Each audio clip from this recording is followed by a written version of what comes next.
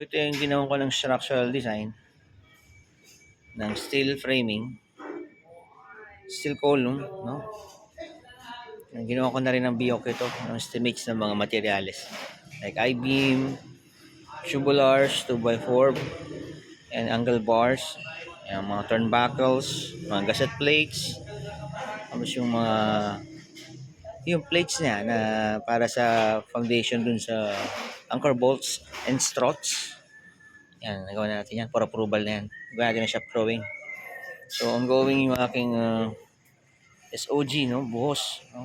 Manual lang. And magbabakasyon, gumawa ko ng security para sa mga materialis ko dyan sa warehouse. And yung isang team naman, yan, tambol, no? Drop wall, then tambol dun sa exposed na pipe. Yan. So yung elevation niya, same lang dun sa existing. Then dito sa second floor, makikita nyo, yung mga ceiling ko abang na, pati yung sa mechanical. Yan, pina-expedite ko na to para matakpan ko na, no? So far wala naman leak. So doon kami sa roof deck, no? Hanggang sa baba niya, magpa-flood test kami ngayon eh. Rather, nag-flood test na kami last time, no? Wala naman tumutulo. So next namin gagawin ito. Yan. So check ko yung sa mga gagawin ko. Mga steel railings. After nyan yung tiles. So yung mga framing ko ready na. Pag okay na yung mga mechanical works ko, ito naman para sa roof contractor to. So papaprove ko pa kung ledge na lang na piping board, dry board, no? Or roofing na lang. Same ko sa ganun sa baba yung design. So pura RFA ko pa to. So yun, ongoing din yung mga hanger natin para sa mga pipes sa plumbing. Tapos yun, naka-ready na yung mga location ng aircon natin saka sa mga drains. Ito naman yung para sa pool. So yun, yung sa electrical natin MDP. Ito yung sa parang function room natin to. So okay naman yung mga ceilings ko, ready na. Yung mga aircon, locations, ready na rin. So yun, meron kaming smoke pero wala kaming fire pro. No? So kung meron fire pro, sakto lahat ng ceiling ko. So smoke detector meron tayo. Ito naman yung mga pipes. Itong area na to, ito yung pool, no? Sa ilalim. So far naman, wala naman ako nakikita mga tumutulo kasi may tubig na dun eh. Ito pa yung mga tulo, galing pa sa ulan to eh. So yun yung mga piping ng apat na pipes galing sa pool. Yan. So yung gagamutin pa yung ibang part dito sa labas para ma-waterproof ko. So ito, ganun din about sa aircon ko. Yun, nilapit ko yung aircon dito sa para sa floor drain, no? Papunta dun sa CR. Yan, nakita mo yung location niya. Sa labas yung mga condenser. Then dito naman, dagdag ako ng sa kitchen dito, mag-add ako ng mga pipes, no? For exhaust. Hanggang din sa baba. Na ito, railings. Then tiles, floor drain. And then itong steel na stair namin, lalagyan din ng railings to, no? And then roofing, no? Using the tubulars and polycarbonate na roofing, no? Para dito. Tapos meron tayo dito rin ilalagay yung mga condenser niya, no? Ito yung piping natin, riser. Okay, may wire mesh yung natin, makikita niya, no?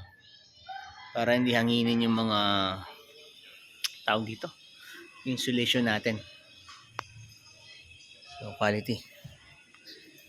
So ito yung parang open area, parang alfresco na rin to, no? Ito yung master bedroom ni owner. So medyo high ceiling, and medyo critical kasi may pool dito, so make sure ko na walang tulo kasi dito ang area ng architect, no? Si Architect Gian. So yun, since di naka-variable yung ano niya, yung biga niya, ang ginawa ko, yun na, tinambulan ko na lang yan para nakaskwala. Ayan, kasi variable siya, ito rin, so yun, yung design structural niya, so, hinabol ko lang sa architectural. Kinuha ko yung pinakamababa na biga, soffit, tapos yun, dinistribute na para pantay, para align yung ating ceiling height. At 4 horsepower naman ang proposal dito kasi medyo malaking area. So likod na to is kitchen. Yun, doon yung floor drain niya. Ay, yung drain ng kanyang aircon. So yun, meron pa akong susolve doon. May konting leak pa doon sa taas. Kakaroon ako din ng shower sa taas kaya may pipe doon. So tamang framing lang muna ako. Hindi pa ako magtatakip. And then show you yung yung ating roof deck, kung nasaan nandun yung talagay tayo ng mga bluesack, no, para sa kapitbahay, sa mga neighbor. So ito yung tank area natin, pump area. Ito yung may dalawang tanking lalagay. Ito yung from ground, second and third distribution. Ito naman yung pipe na to sa sa pool. So ito yung sa CR. Supposedly dapat wala to pero kamali yung unang nag-manage dito sa project So ito yung kailangan ko i-waterproof. Ito yung na to. So ongoing kami sa mga sukalos. Mga sukalo para sa lagayin ng mga frame ng glass, frame ng glass. Ito naman railing lang to. Pero po RFA ko pa kung railing or glass. So dito ongoing yung flood testing natin dito sa pool. And masonry works ko, yun din, may sukalo. Ayan, ongoing tayo dito. Pati sa likod, ginagawa rin. Yung ceiling naman natin ready na. Pati yung para sa ceiling fans, dalawa. So pinagtibay natin yan para naka-welding para sa ceiling fan, no? Ito yung karaoke rin natin. Okay na rin. So next kong i-procure yung yung PVC na kulay brown para dito sa area na to. Usually spandrel ginagamit nila, pero dito PVC as per the design. So yun. Yan, PVC sa labas. WPC tas sa loob. Yun yung gypsum board. And ito naman para sa firewalling. So may tatambalin ko pa to para pa-check yung part to part. May firewall tayong papakita. So dito naman yung sitting area. Ito yung jacuzzi pero tinanggal. Dito ngayon yung shower, no? Yung open shower, no? Bago ka mag dive dito sa pool, no? So yun, marami tayong application ng mga waterproofing. Sige, flood testing tayo, kunin natin to. Tapos para sa ito, infinity pool, no? Tulad sa Singapore, no? Pupunta ka dito, kita mo overlooking, Antipolo, ang ganda ng view. So ito Airbnb to, roof deck and third floor para sa mga foreigners or sa mga gusto mag Airbnb. So yun, ititry ko symmetrical tong roof na to dito.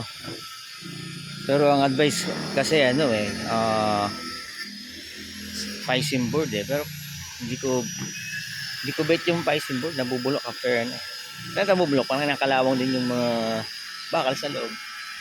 So yun, another tumble ulit doon kasi naka-expose yung pipe. And in preparation to sa mga aluminum glass, no, contractor. So may mga issue tayo dito ng mga sinusolve natin, mga site issues. So mula doon, ito yung open shower. Dito naman yung sa center na nandito mga tables and will be tiles, no, yung area na to. So after nyan, gagawin ko rin ng trench dito. Yan. Mas may mga cladding pa dyan sa ibabaw. Tiles din doon. So yun. Hanggang March ang target ko dito na matapos. So pinapa-start ko na yung alum and glass na ma-deploy dito. Tsaka kahapon nag-deploy na rin yung sa aircon. So ito yung videoke area. So far wala namang leak dito, no. Tsaka natapingan na. Prepared na to para sa tiles. So sa ceiling, yan, kita nyo, no? Quality yung gawa kasi merong wire mesh. Kasi nawawasak yung ano na yun, insulation na yun, eh, along the way. Minsan sinisira ng ibon, or sa bagyo. So yun, prepare na to, no? Kumuha tayo sa pinakamababang area ng biga, no? Pupunta dito. So mataas, diba? Ito mababa. So, para makuha ko yung elevation niya. 2.7 meters ang kanyang height. So yun. Pinto, pinabakbak ko rin kasi papalitan yung pinto. So hopefully March, no? Tapos ko to. God willing, no? Okay, thank you Lord, thank you Jesus Christ for the blessings. Out ko na itong aking mini vlog. PM Architect Alfred here. Let's go. Ganda ng view, no?